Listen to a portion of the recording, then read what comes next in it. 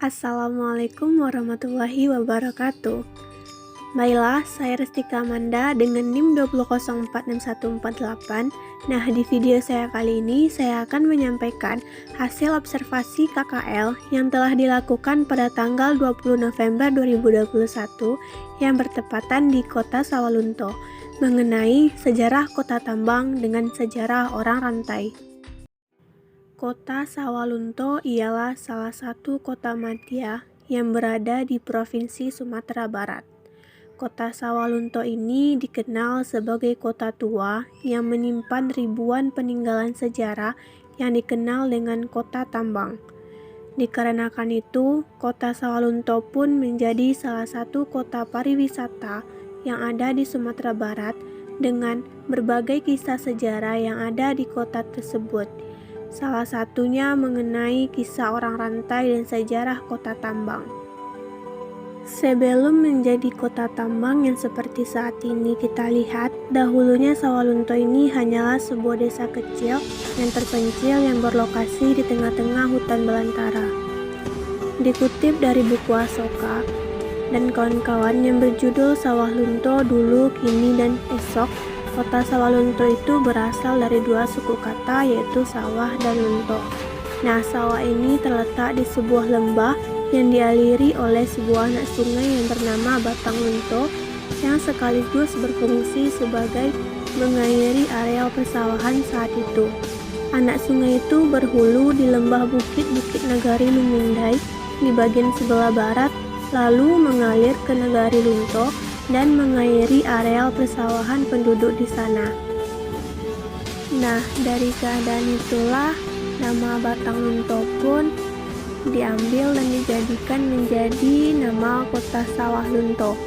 Nah, saat itu pun Sawalunto belum masuk kepada bagian peta geopolitik yang diperhitungkan oleh pemerintahan Hindia Belanda, dikarenakan Sawalunto dahulunya memang tidak memiliki potensial apapun. Namun itu malah sebaliknya terjadi ketika para geolog asal Belanda melakukan penelitian di Sawalunto. Penelitian pertama dilakukan pada tahun 1858 oleh seorang geolog dari Belanda, yaitu Insinyur C. de Groot Emden, yang melakukan penelitian di pedalaman Minangkabau tersebut yang dahulunya hanya dikenal sebagai dataran tinggi Pandang. Namun penelitian selanjutnya dilakukan oleh De Graaf berdasarkan dari surat keputusan Gubernur Jenderal tanggal 26 Mei 1867. Nah, setahun kemudian ia pun menemukan keberadaan kandungan batu bara di sepanjang aliran Batang Ombilin saat itu. Hasil penyelidikannya pun secara resmi dilaporkan ke pemerintahan Hindia Belanda di Batavia pada tahun 1870. Dengan menemukan kandungan batu bara di wilayah hulu air tepi Batang Ombilin.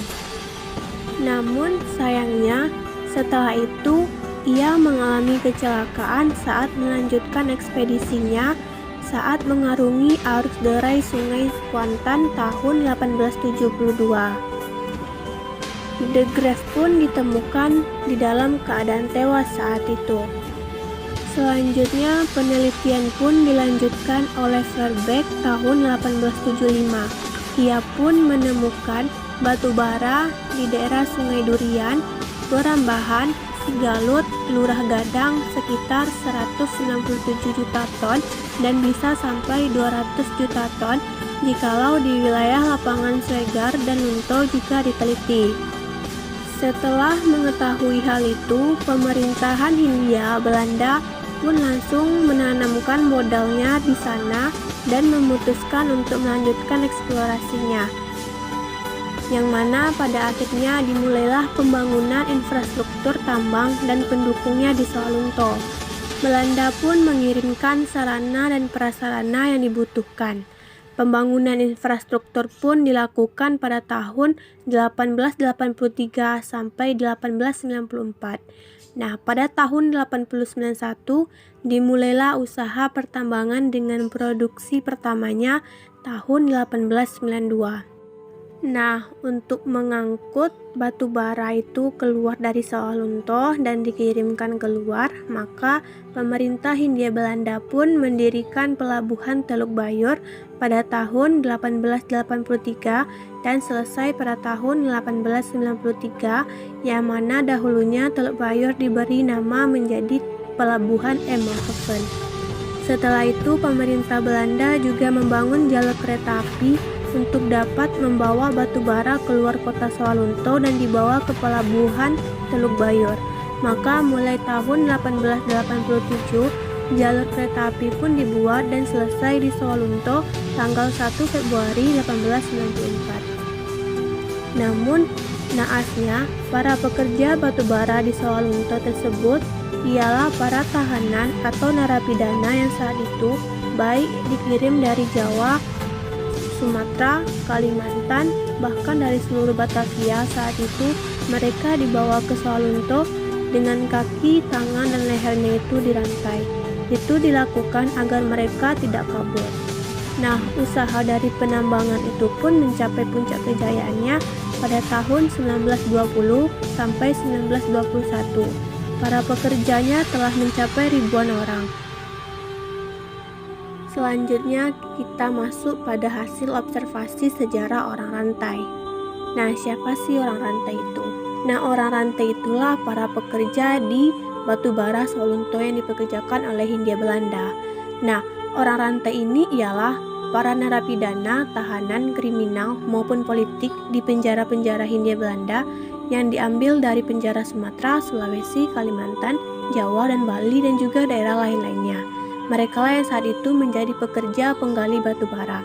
Nah, mereka itu dibawa ke Sawalunto saat itu dengan kaki mereka dan tangan dan juga leher itu dirantai. Itu dilakukan agar mereka itu nantinya tidak kabur atau melarikan diri. Karena itulah mereka disebut sebagai orang rantai. Nah, kalau di dalam bahasa Belandanya mereka disebut sebagai kettinggar. Nah, para tahanan itu dibawa ke Sawalunto dengan dipakaikan rantai di kaki, tangan, dan leher mereka. Setelah itu, di setiap tangan mereka diberi tato atau dicap berupa angka, dan angka itulah yang menjadi pengenal mereka, bukan nama asli mereka. Saat sampai di Sawalunto, mereka dimasukkan ke dalam ruang tahanan yang dibuatkan oleh pemerintah Hindia Belanda. Nah, orang rantai ini mereka dibagi menjadi dua bagian pekerjaannya. Yang pertama yaitu sebagai pembangun jalur kereta api dan sebagai penggali batu bara. Nah, saat pagi hari mereka pun dipakaikan rantai di tangan, kaki, dan leher mereka sambil berjalan ke tempat penggalian batu bara dan pembangunan jalur kereta api dengan pengawalan yang sangat ketat. Nah, setelah sampainya mereka di pembangunan jalur kereta api dan penggalian batu bara, rantai dari kaki, tangan, dan leher mereka pun dilepas. Mereka bekerja menggunakan alat seadanya, tidak memakai sandal dan juga baju. Mereka terus dipaksa untuk dapat bekerja. Jika mereka itu melawan, maka mereka itu akan mendapatkan beragam siksaan. Mereka itu dikerahkan habis-habisan untuk dapat membuat terowongan tambang tersebut. Mereka itu hanya dibayar dengan upah yang tidak setimpal dengan tenaga yang telah mereka kerahkan setiap harinya untuk mencari batu bara tersebut.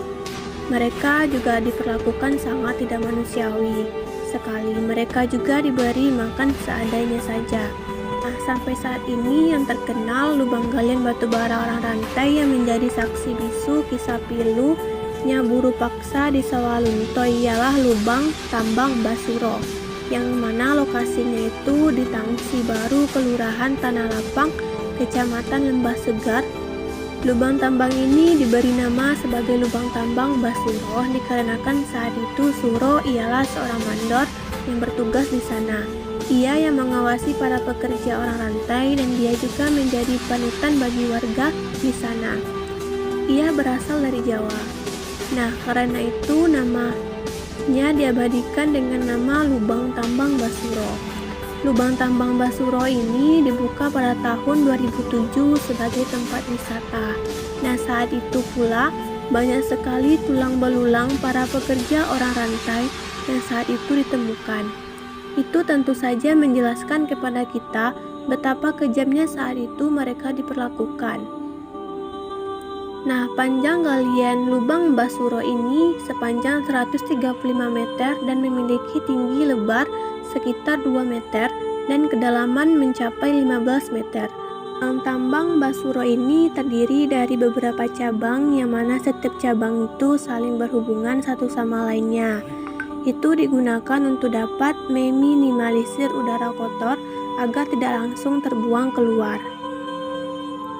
Saat kita masuk ke dalam lubang tambang Basuro itu, kita akan menjumpai puluhan anak tangga untuk kita menuju setiap ke lorong-lorongnya tersebut.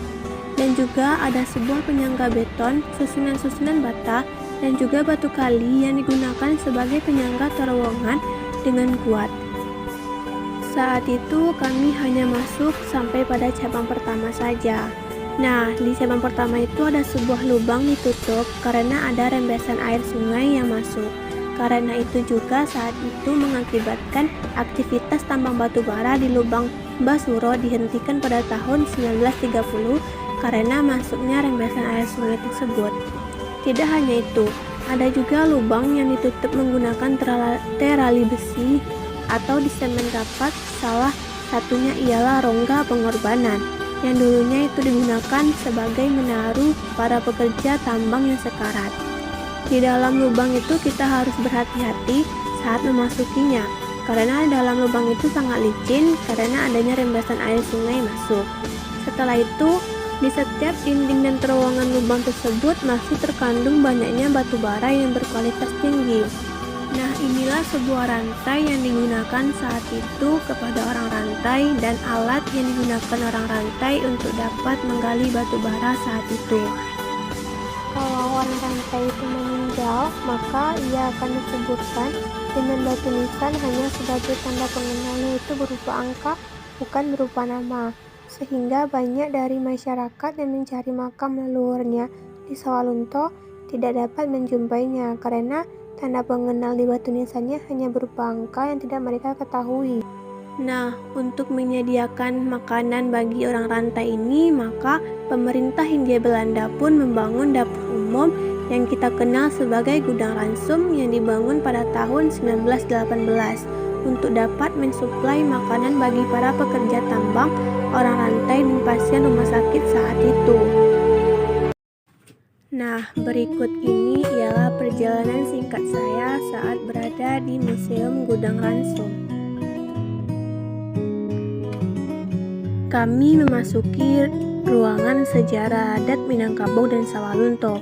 Di dalam ruangan tersebut kita akan disambut dengan songket, berbagai motif dan corak songket dipajang di dalam ruangan tersebut.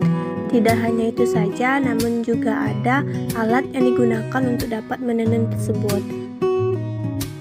Setelah itu pun saya memasuki ruangan berikutnya, di mana ruangan tersebut ialah ruangan balai adat. Saat itu yang terdapat di berbagai pakaian adat multi etnis mulai dari Cina, Batak, Jawa, Minang, dan lain-lainnya. Selanjutnya di dalam ruangan tersebut juga ada sebuah carano yang berisi makanan dan ditutup. Selanjutnya kami memasuki ruangan berikutnya, di mana ruangan tersebut disebut sebagai tempat pabrik balok es. Pabrik balok es ini merupakan nomor 2 terbesar yang masih aktif saat itu di Teluk Bayur, yang dibuat pada tahun 1918 dan sampai 1950 masih berfungsi.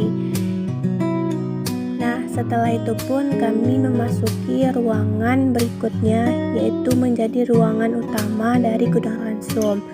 Ialah dapur umum, tempat berlangsungnya aktivitas masak-memasak saat itu, di mana di ruangan tersebut terdapat berbagai peralatan yang digunakan saat untuk memasak pada saat itu.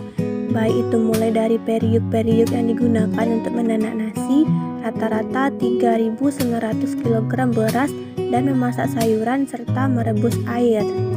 Setelah itu juga ada kuali yang digunakan untuk memasak. Dan tidak hanya itu, juga terdapat berbagai macam keramik yang ada di sana, ialah seperti piring, keramik yang digunakan untuk kehidupan sehari-hari itu. Selain itu juga terdapat baju koki dengan baju mandor, Di luar ruangan tersebut terdapat pula seperti gerobak yang digunakan untuk membawa makanan tersebut.